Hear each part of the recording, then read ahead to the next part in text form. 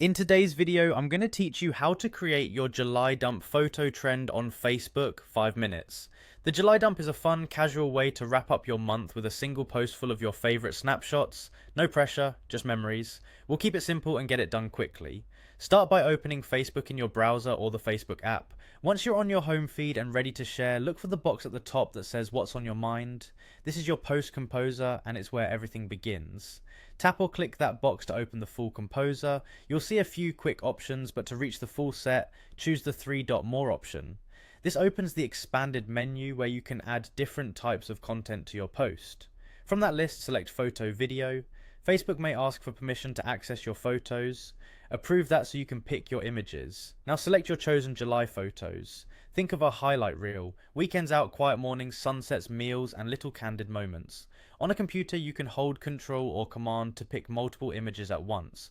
On mobile, tap each photo to check it. Aim for variety and a manageable count so the post feels cohesive and not overwhelming. After your photos load into the composer, take a moment to reorder them if you want. You can usually drag to rearrange or use small arrows to adjust the sequence so your favorite shots appear first. Next, add your caption. A clean July dump matches the trend perfectly, but feel free to add a short line for context, an emoji or two, or the date range if that helps tell the story. Keep the vibe relaxed and authentic. These posts are about the month as it happened, not perfection. If you notice a typo or want to tweak your caption later, you can edit the post after it goes live. When everything looks good, hit next. This gives you a quick preview of the post. Scan for any out of order images or captions that need a quick fix.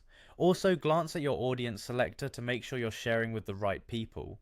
Finally, click post. Facebook will upload your photos and publish your July dump to your timeline.